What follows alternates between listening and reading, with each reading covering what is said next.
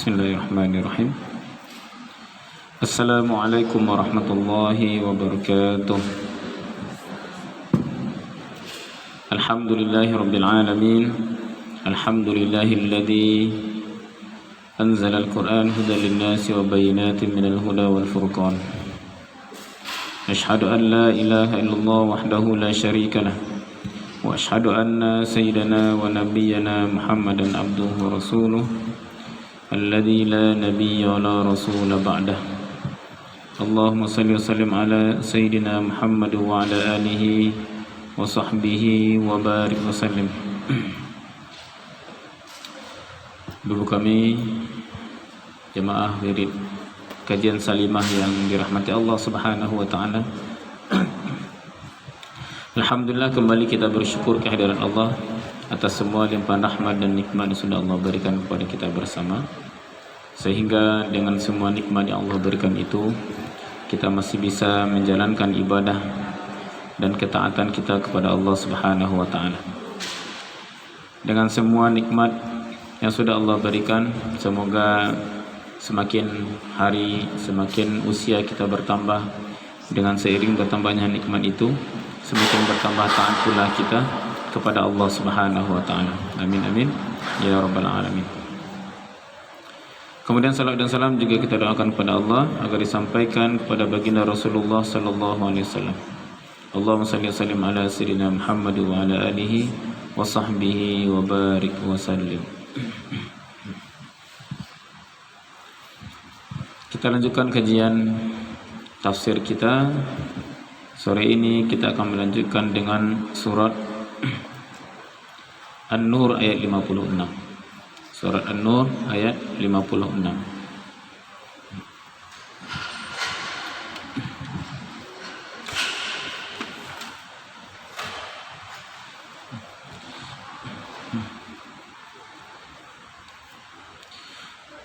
Dalam pertemuan yang lalu kita sedikit menyinggung tentang janji Allah Subhanahu wa taala ketika janji Allah bagi orang-orang yang beriman dan beramal soleh, bahwasanya Allah akan menjadikan mereka berkuasa di muka bumi.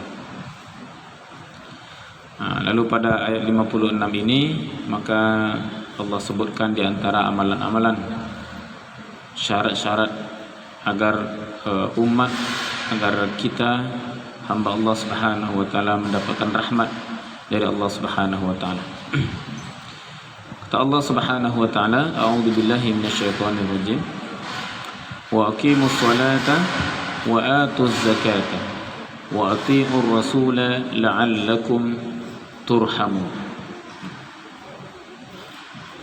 La tahsabanna alladhina kafaru mu'jizina fil ard wa ma'wahumun nar wa labi'sal masir. Wa aqimus salata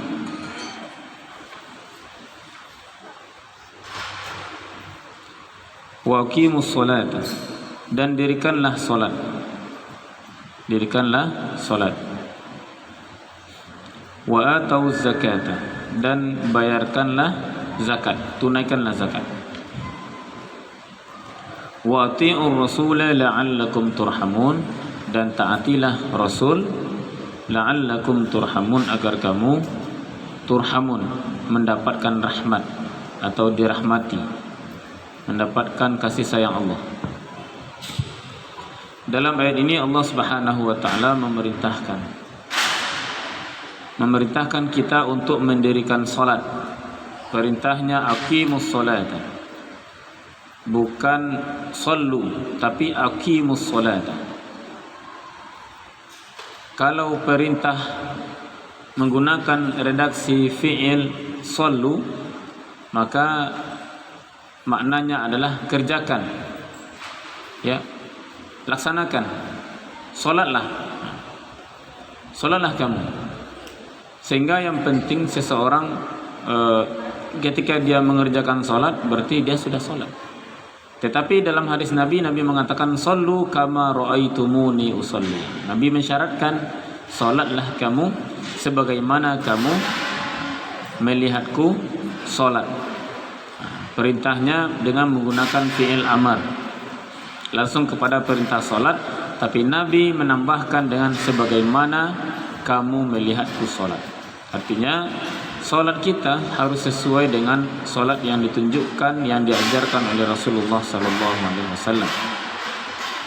Tetapi di sini redaksinya menggunakan redaksi aqimu, dirikan.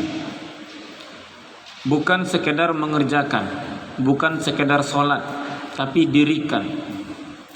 Ibaratkan seseorang membangun rumah, membangun gedung. Kira-kira dalam membangun gedung itu, tukang yang digaji atau yang diupah untuk membuat gedung itu, kira-kira dia akan teliti, sungguh-sungguh, detail sampai betul-betul kerjanya itu dimaksimalkan, atau dia sekedar asal-asalan. Kira-kira seperti apa? Kita minta nih tukang bikin rumah untuk kita nih, lalu kemudian kita sampaikan rumah ini ya untuk keperluan ya kita, keluarga besar, atau mungkin gedung pemerintah. Kira-kira mau enggak tukang itu ketika membangun bangunan itu disusun asal-asalan saja? Tidak mau kan? Dia ingin ketika dia mendirikan bangunan, dia susun, dia bangun sedetail mungkin, dia rancang sematang mungkin, dilaksanakan sehati-hati mungkin, karena dia mendirikan bangunan sampai kemudian bangunannya selesai, dan akhirnya dia menjadi orang yang amanah. Kemudian setelah selesai kerjanya, dia mendapatkan pujian dari orang-orang yang hadir. Seperti kita lihatlah masjid kita ini, masjid yang megah ini, Masjid Agung ini, ya, tentu dirancang sedemikian rupa sehingga menjadi rujukan, menjadi tempat wisata religi paling tidak nih untuk masyarakat kota dan Kabupaten Solo. Masih favorit gitu kan. Nah, jadi betul-betul dirancang, dibangun, didirikan bagaimana layaknya sehingga nyaman ditempati, bisa iktikaf, bisa dijadikan jadwal bertemu, ada rapat dan segala macam, ada pertemuan, reuni dan macam-macam di sini. Kenapa? Karena masjidnya sudah selesai betul-betul didirikan. Maka sholat juga seperti itu.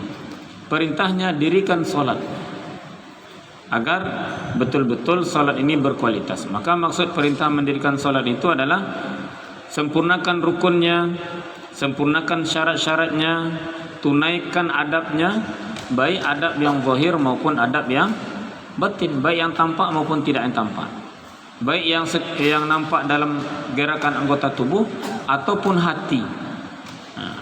Khusyuk itu kan gak nampak, tapi orang yang betul-betul dia mendirikan sholat, maka dia akan menjadikan khusyuk bagian dari kesempurnaan sholat.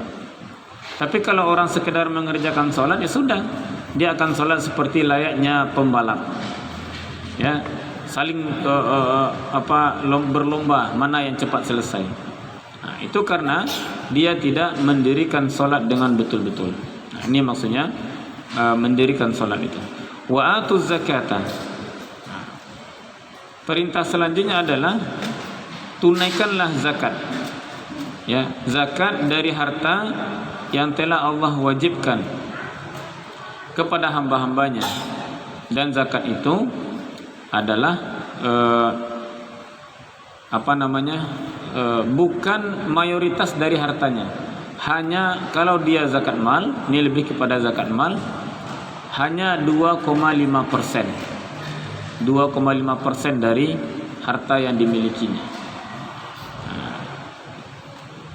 Tetapi banyak terjadi di tengah masyarakat kita, berat membayarkan zakat.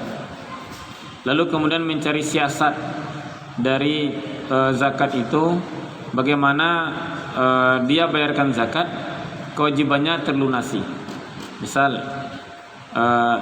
dia mau bayar zakat, tapi di saat yang sama orang tuanya juga sedang butuh uang. Kebetulan orang tuanya hidupnya susah, lalu dicari-cari dalil, ini orang tua saya masuk fakir miskin tak ya? Oh ya, orang tua saya kan susah hidupnya, maka diberikanlah zakat ke orang tuanya. Jadi sekali merangkul dayung, ya sekali merangkul dayung 2-3 pulau terlampau. sekali bayar zakat sekaligus terbantu orang tua. Kira-kira boleh enggak, Bu? Tidak boleh. Ya, tidak boleh seorang anak membayarkan zakatnya untuk orang tua. Seorang anak yang membayarkan zakat dan diberikan kepada orang tua itu bukan anak yang berbakti, tapi anak yang durhaka.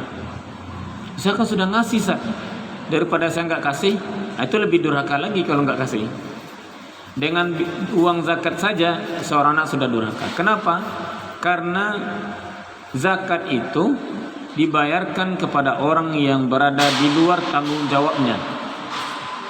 Jadi zakat itu tidak boleh, walaupun dia fakir, miskin, ibn sabil, fisabilillah dan lain-lain yang termasuk asnaf yang 8 tadi. Ya, selain panitia ya.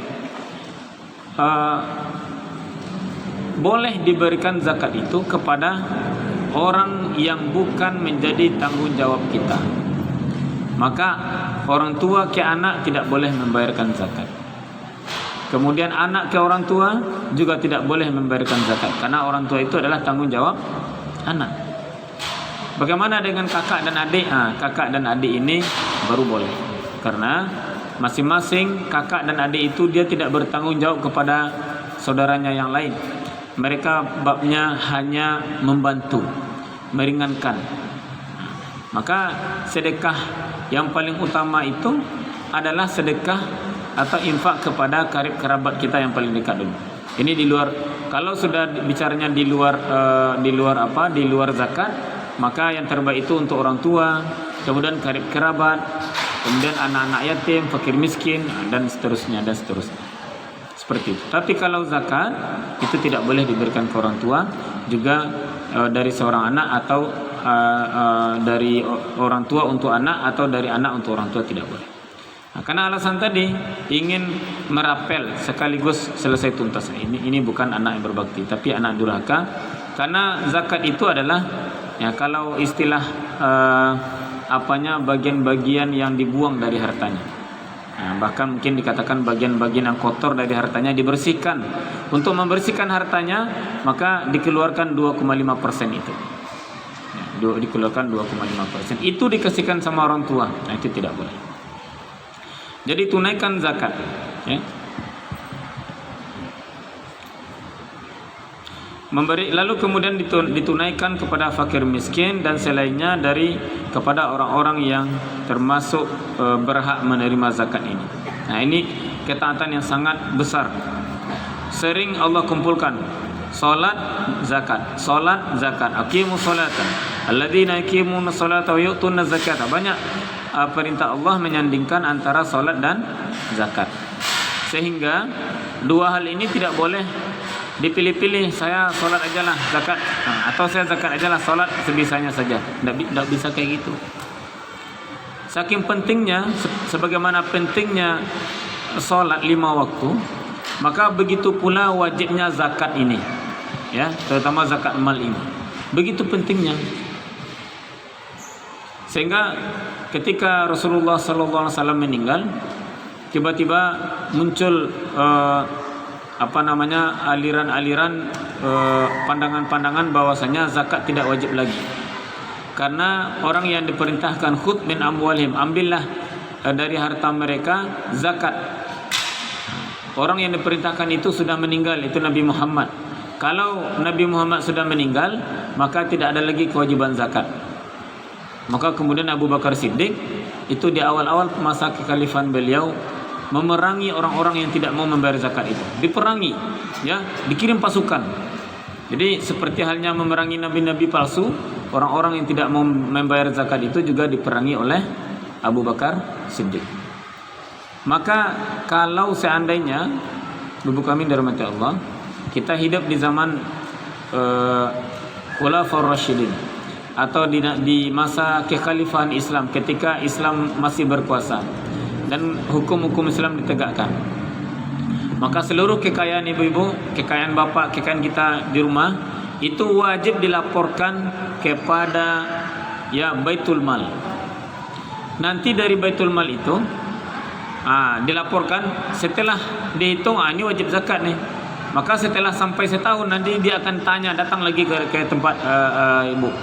Ditanyanya, mana uang yang tabungan yang sebanyak ini kemarin?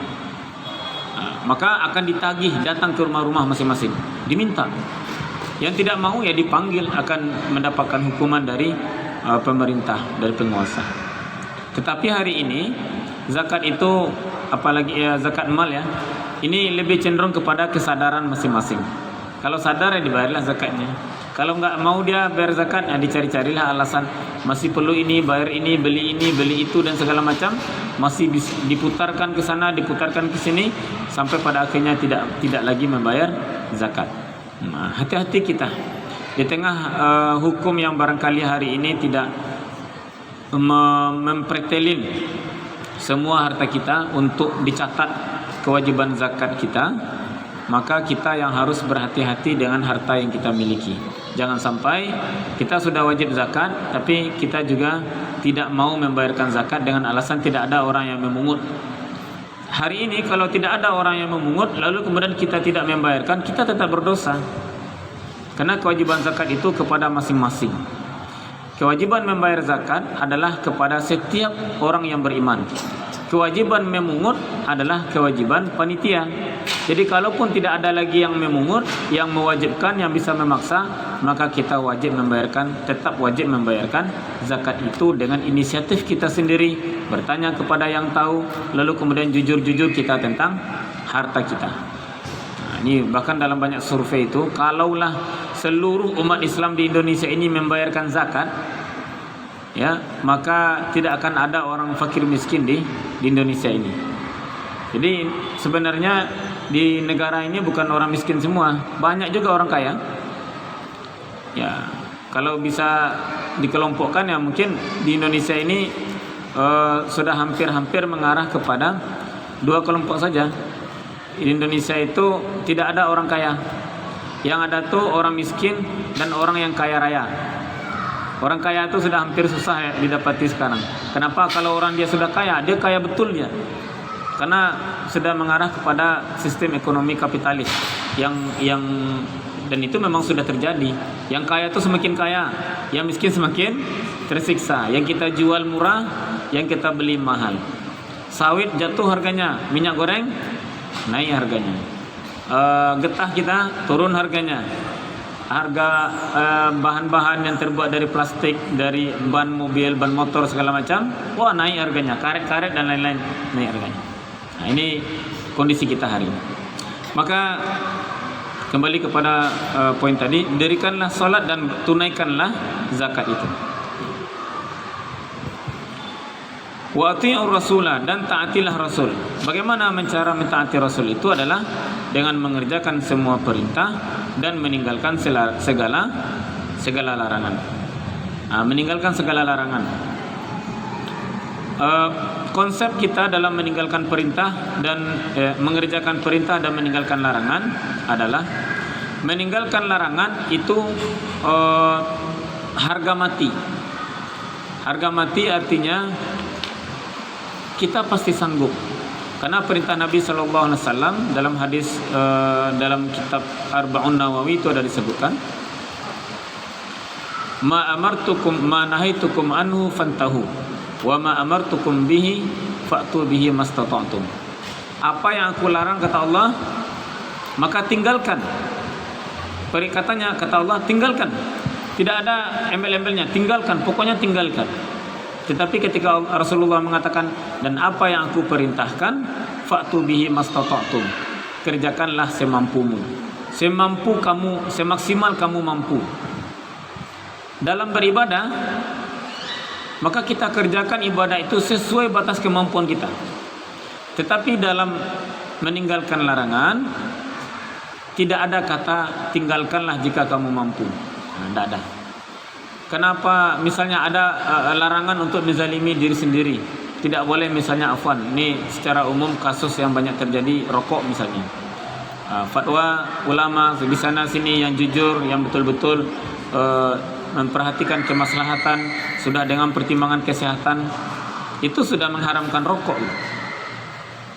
Tetapi masih banyak yang kemudian mengeles dengan alasan kan tidak ada dalil yang pastinya untuk yang menyatakan haram. Hai orang-orang beriman, jauhilah rokok. Kan tidak ada dalam Quran. Kan itu alasannya.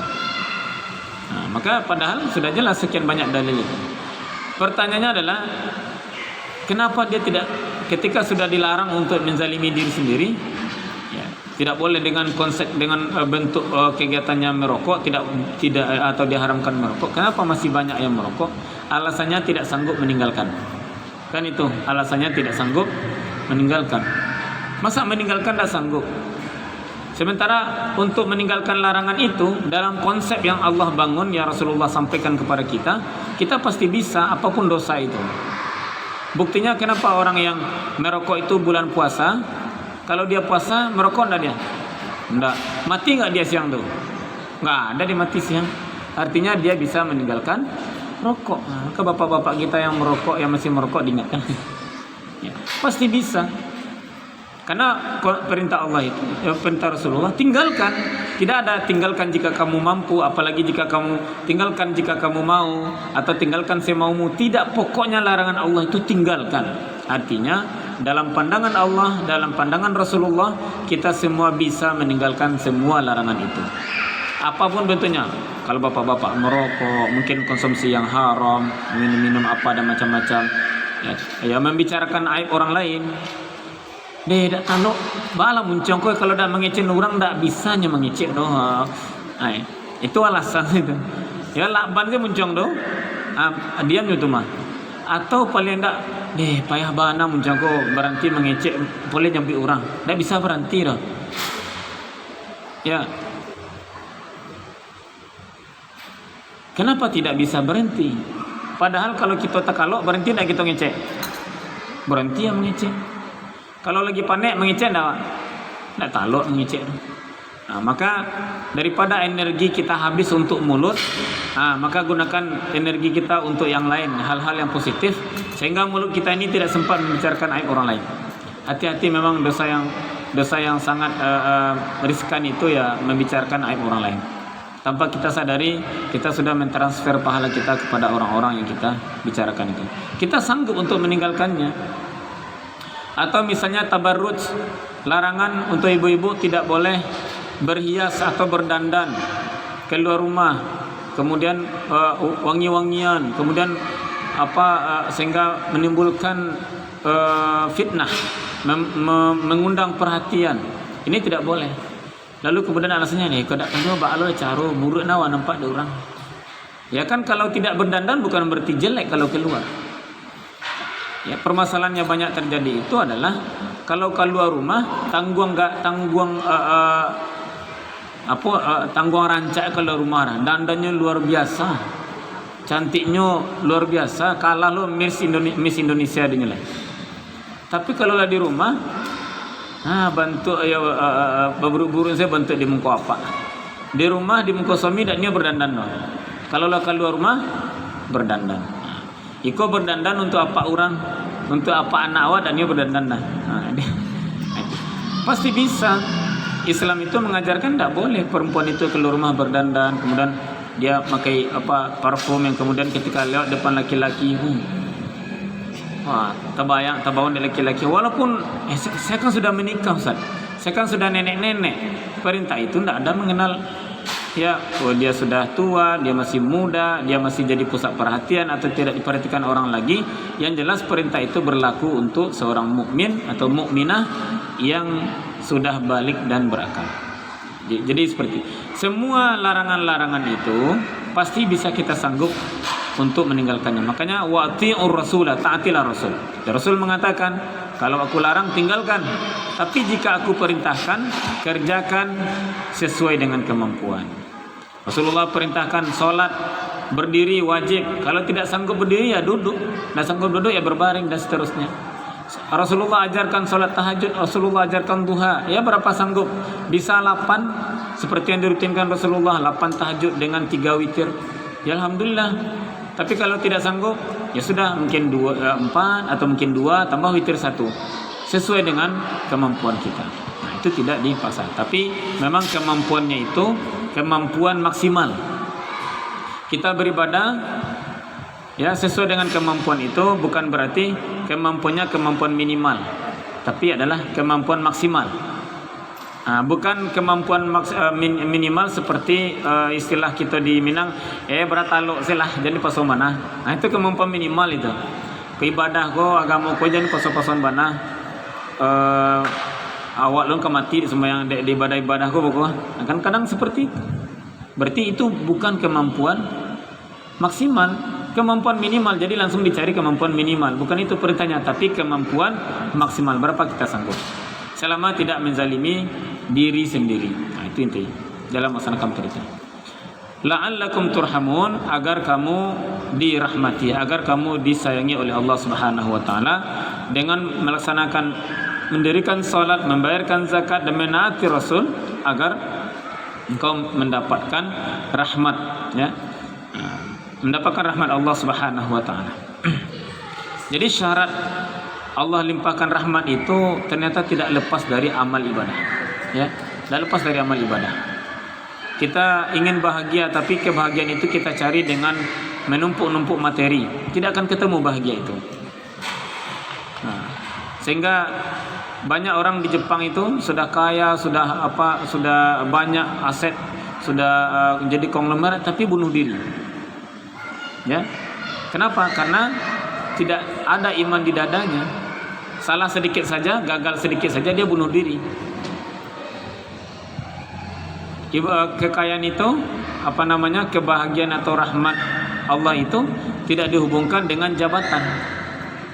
Kalau dihubungkan dengan jabatan, maka kita akan melihat orang-orang yang sudah mendapatkan jabatan, dia akan menjadi orang yang paling tenang hidupnya, paling tentram jiwanya, paling bahagia menjalani kehidupannya. Tetapi malah tidak, kerasa kusut, ya, cemas sana, cemas sini, takut dikejar ini, takut diungkapkan, takut dilaporkan dan lain-lain segala macam. Kenapa? Karena dia melaksanakan tugasnya tidak dengan amanah. Dia tidak membawakan iman dalam setiap tugas-tugasnya. Maka ternyata kebahagiaan itu hubungannya adalah dengan iman dan amal soleh. Bahagia itu koneksinya adalah iman dan amal soleh, bukan materi, bukan pangkat jabatan, bukan nasab dan keturunan, tapi adalah iman dan amal soleh. Itu tidak ada, ya. Maka kalau kita menjalani kehidupan kita, ibu kami dirahmati Allah, kalau rasa-rasanya banyak kali masalah kita hari ini, pusing aja terus, panik aja, tiap sebentar panik, tiap sebentar cemas, ini gimana nanti ya, kalau anak sudah tamat ini belum tamat ini, belum juga nampak sinyal-sinyal mau dapat menantu lagi, umurnya sudah berlebih pula, nanti dia mau kerja di mana, ini abangnya juga belum menikah. Banyak ketakutan-ketakutan atau kesedihan-kesedihan atas apa yang menimpa kita, berlarut-larut dalam kesedihan. Maka keselamatan. Maka itu silakan periksa amal kita, periksa hubungan kita dengan Allah Subhanahu wa taala. Kalau kondisi kita dalam kondisi kalut, kacau pikiran kita, itu pertanda bahwasanya hubungan kita dengan Allah Subhanahu wa taala sedang bermasalah juga. Bisa jadi salat kita sudah sering terlambat, bisa jadi hari itu kita belum baca Quran, bisa jadi mungkin sudah beberapa hari kita tidak tilawah, atau mungkin kita biasanya sedekah sudah lupa, beberapa hari kurang sedekah. Hubungannya dengan amal soleh.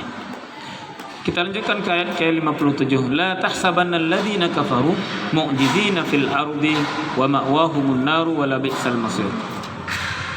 La tahsabanna, jangan sampai, sesekali jangan pernah orang-orang kafir mengira, benar-benar jangan sampai orang kafir itu mengira mereka mu'jizina fil ard, mereka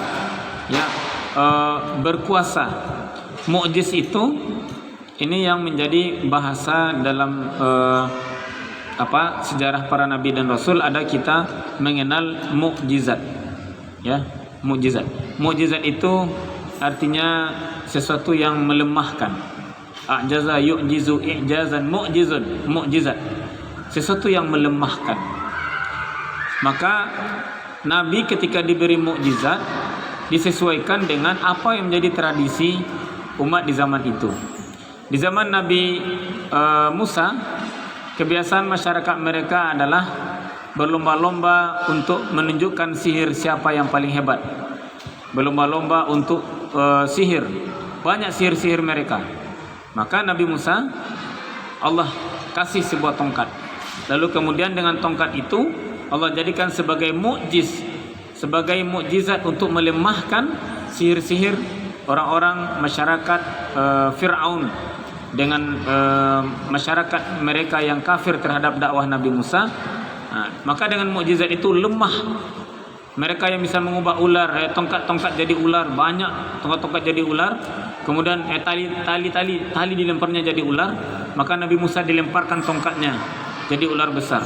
Dimakan semua ular-ular itu, ya kan? Bahkan Nabi Musa dengan tongkatnya itu bisa kemudian memukul laut dan kemudian laut terbelah.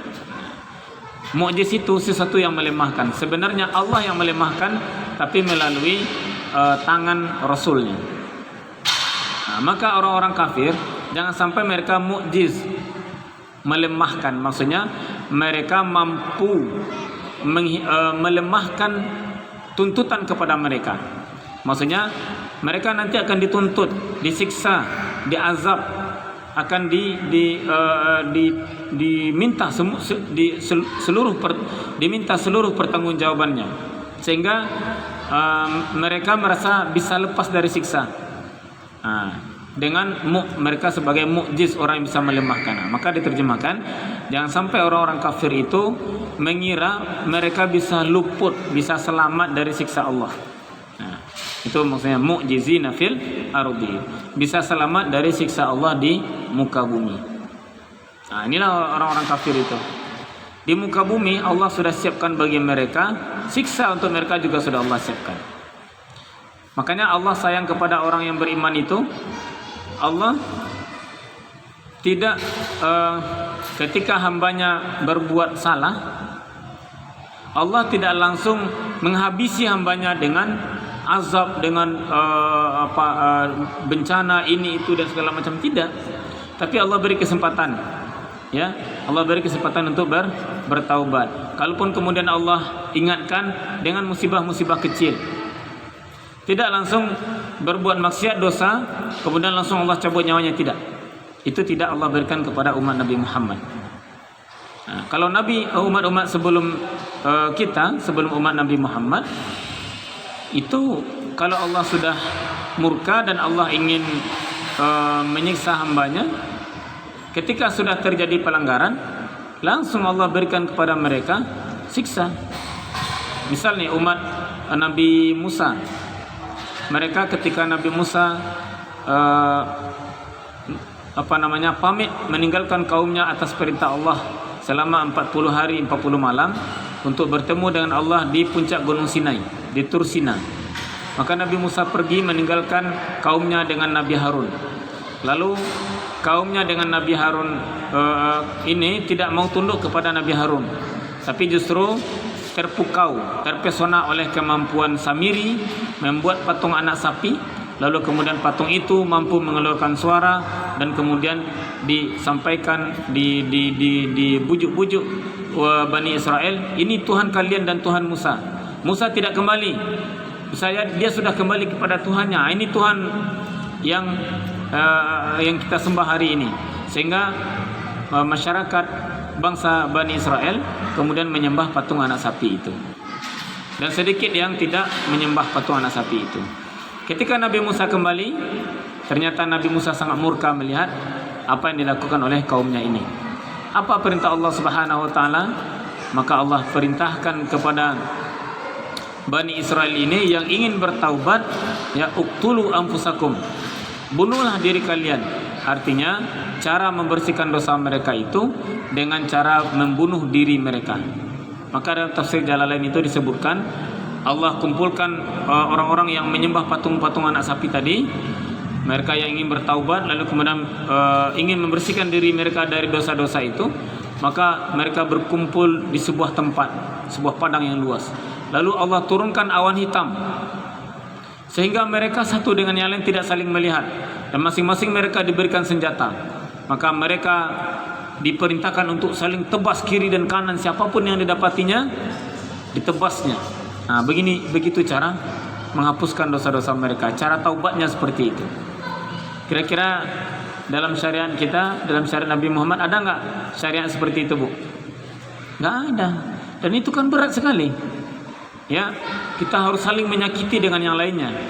Maka yang meninggal, yang mati dalam peristiwa bantai-bantai secara bersama itu, taubatnya diterima. Lalu yang terakhir membunuh dirinya sendiri. Nah, ini taubatnya diterima Allah dengan cara membunuh diri sendiri. Tapi umat Nabi Muhammad, Allah sangat sayang kepada umat Nabi.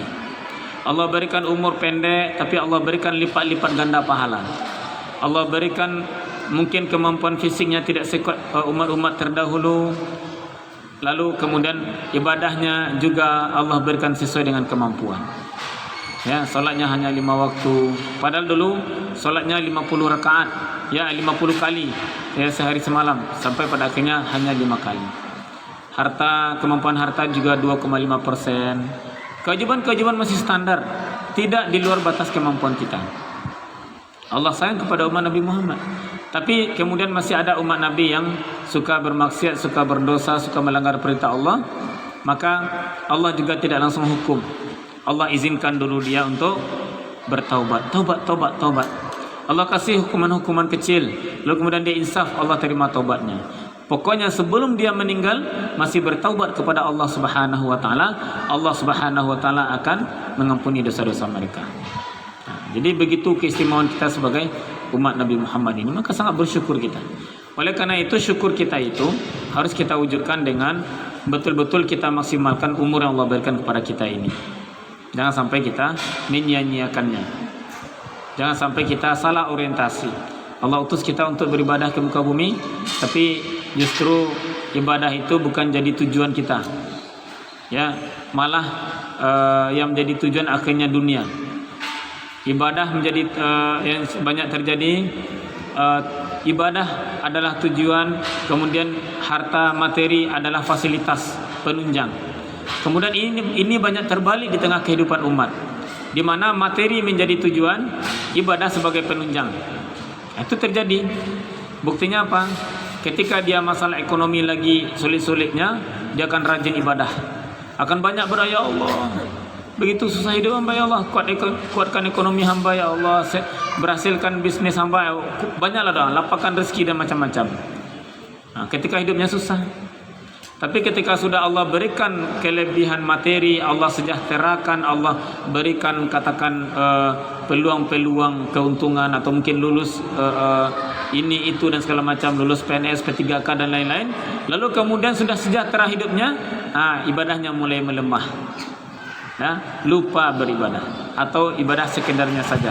Ini salah satu indikasi ibadah menjadi fasilitas atau sarana, sementara materi dunia menjadi tujuan. Sudah terbalik. Maka kita berlindung kepada Allah, jangan sampai kita masuk dalam kategori itu. Jadi jangan sampai orang-orang kafir mengira bahwasanya mereka akan sanggup meluput dari siksa Allah Subhanahu wa taala. Kemana kita mau pergi?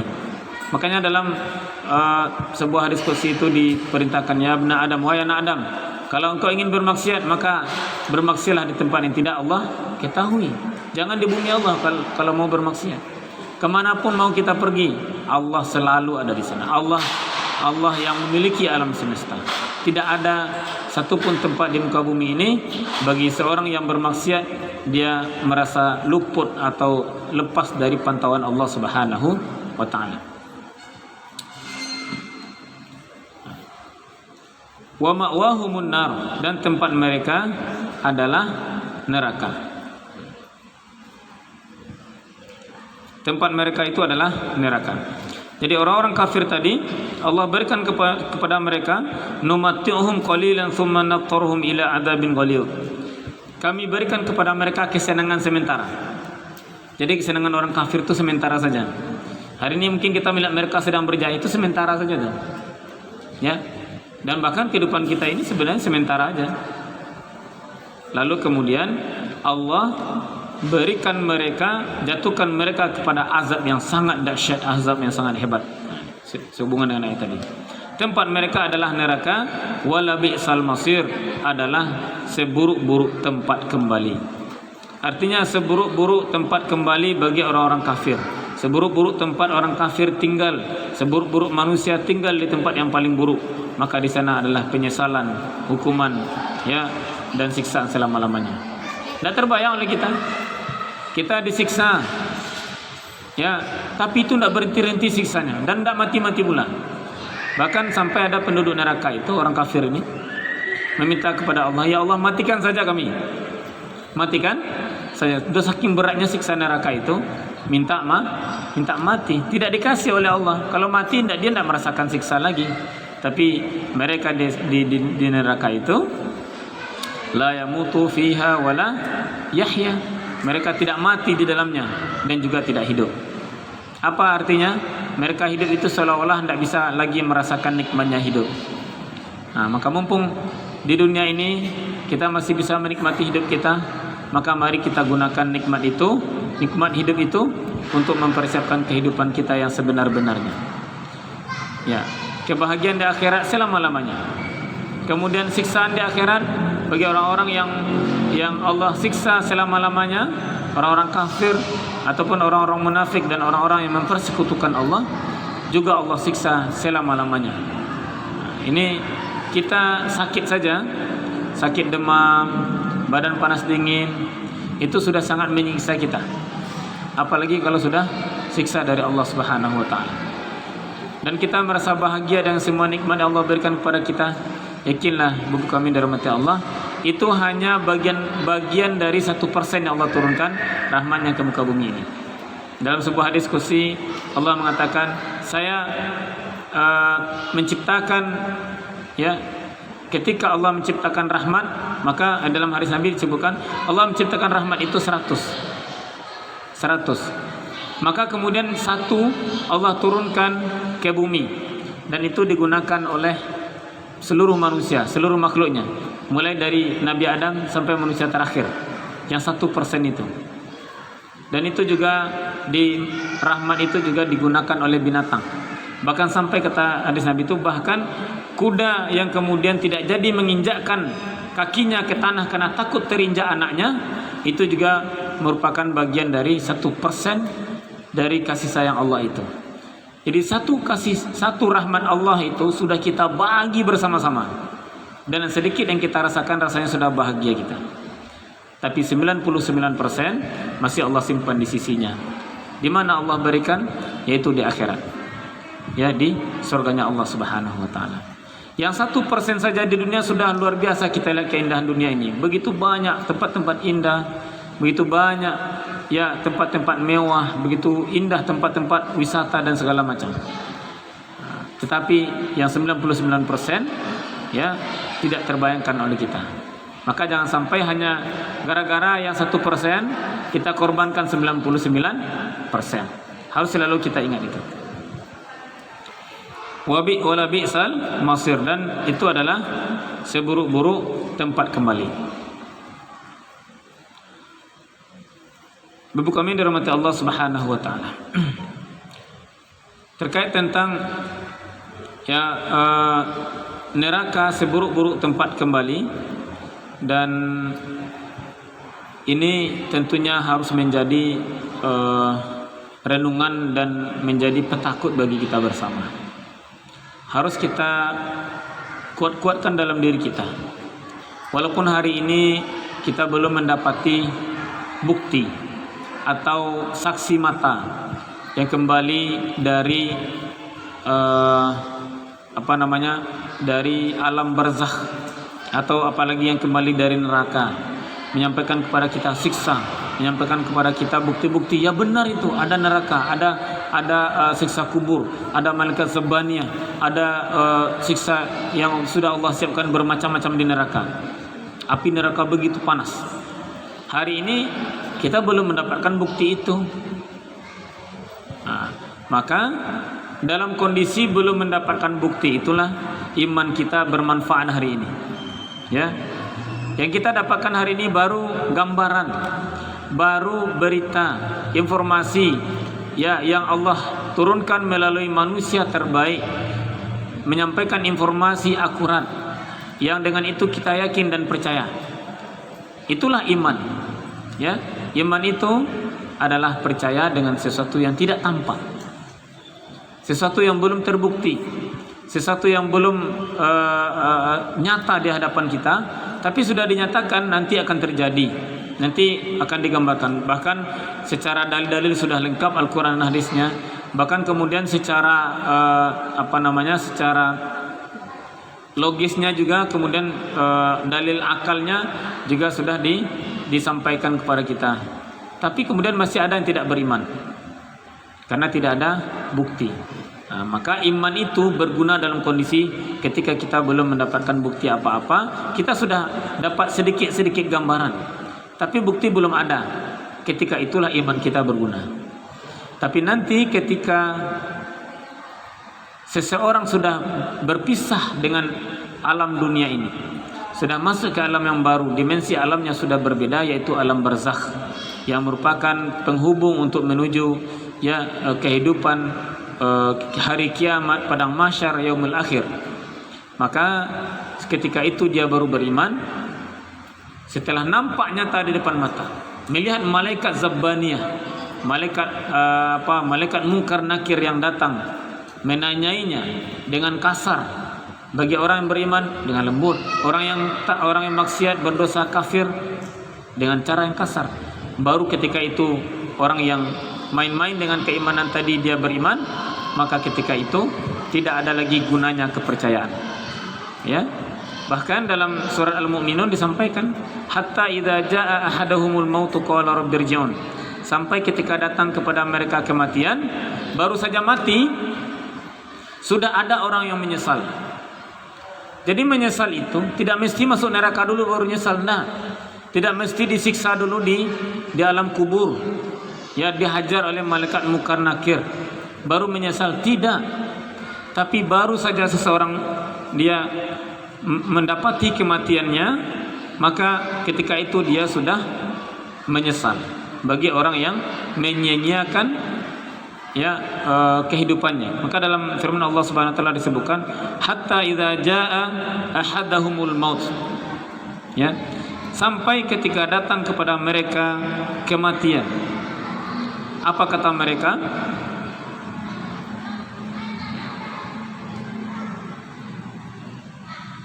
Rabbirji'un.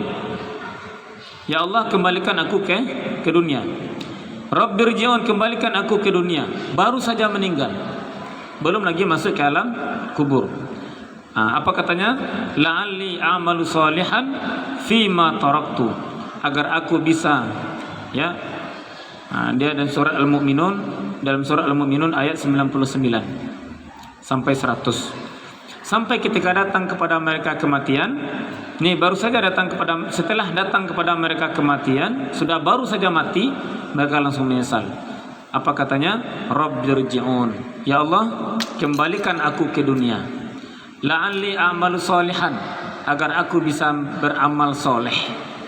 Fima taraktu, amal soleh yang sudah aku tinggalkan ketika aku hidup di dunia. Salatnya yang sering bolong-bolong, sering lalai, sedekahnya yang kurang, baca Qur'annya yang jarang, hanya bulan Ramadan saja. Kemudian silaturahminya atau peduli sosialnya yang kurang, istighfarnya yang kurang, dan segala macam. Banyak sekali amal soleh yang diabaikannya. Menyesal dia, terbayang, ya Allah, sebenarnya saya bisa khatam dalam 1 bulan, bahkan bisa lebih dari itu. Sebenarnya saya bisa tahajud setiap malam. Sebenarnya saya bisa menjaga duha. Sebenarnya saya bisa istighfar sekian banyak dalam 1 hari. Harusnya saya tidak menghabiskan waktu saya untuk cerita ini itu dan segala macamnya. Harusnya saya banyak membaca Al-Quran, menambahkan amal ibadah saya, menambahkan ilmu, menambahkan ketaatan, menambahkan salawat dan lain-lain. Tapi kemudian disia-siakan. Minta kembali kepada Allah, baru saja meninggal. Boleh dicek dalam surah Al-Mu'minun ayat 99 itu. Kembalikan aku ke dunia agar aku bisa mengamalkan amal soleh, mengerjakan amal soleh yang sudah aku tinggalkan. Tapi apa kata Allah? Kalla innaha kalimatun huwa qailuha. Kalau di kitanya tidak ada cerita, ya. Sesekali tidak sesekali tidak. Itu hanya perkataan dia saja. Itu hanya dalih yang diucapkannya saja itu. Kalimatun huwa qailuha, hanya perkataan dalih dia saja itu. Kata Allah Subhanahu wa taala, wa min waraihim barzakhun ila yaumi yub'atsun. Di belakangnya sudah ada alam barzakh. Sudah ada alam barzakh, barzakhun. Ini disebutkan sini barzakhun ila yaumi yub'atsun. Sudah ada alam barzakh yang akan mereka tempati sampai hari dibangkitkan. Sampai mereka dibangkitkan. Ini betul-betul harus mawas diri kita. Kalau kita bisa searching, ini banyak penyesalan orang yang sudah meninggal. Penyesalan orang, ya ada yang penyesalan ketika dicampakkan ke neraka, itu setelah melewati penyesalan-penyesalan, termasuk penyesalan yang pertama ini, baru saja dia mati, dia langsung menyesal. Tapi tidak ada lagi kata mundur, tidak ada lagi kata mundur dalam perjalanan perjalanan waktu yang sudah Allah berikan, sedetik pun tidak bisa. Maka kalau orang dia kembali ke muka bumi ini, diberi kesempatan oleh Allah Subhanahu wa taala, maka walaupun hanya 1 menit, dia akan mengerjakan semua amal-amal terbaik yang bisa dilakukan. Dia akan bertaubat dalam 1 menit itu. Dia akan bersedekah berapa dia akan sanggup sedekah. Dia akan berwakaf dengan semua harta yang dimilikinya. Ya. Dia akan sebisa mungkin dia beristighfar. Kalau sempat dia salat sunat taubat, dia akan salat sunat taubat. Kalau sempat dia membaca selawat dan lain-lain segala macam, dia akan kerjakan. Dan yang paling utama, fa'atasaddaqu adalah kata Allah, ketika dikembalikan ke dunia, dia akan bersedekah.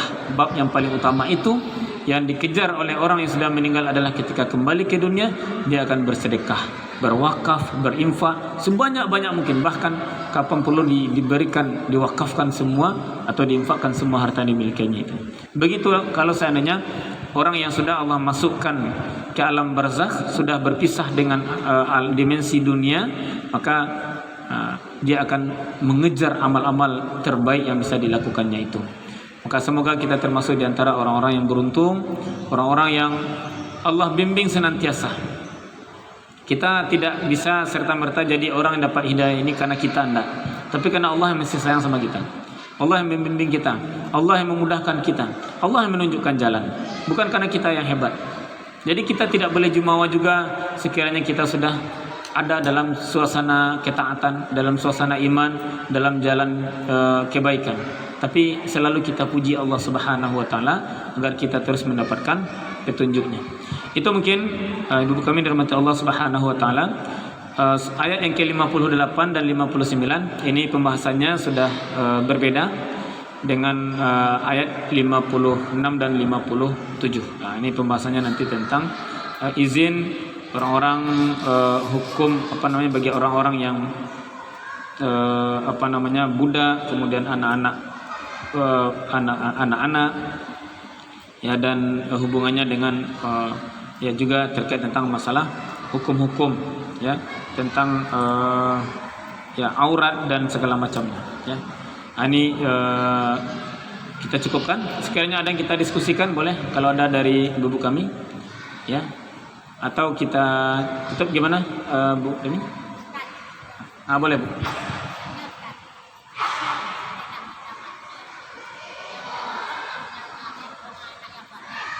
Ya.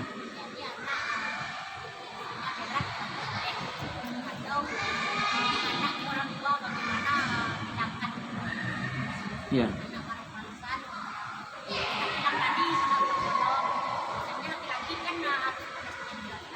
Ya.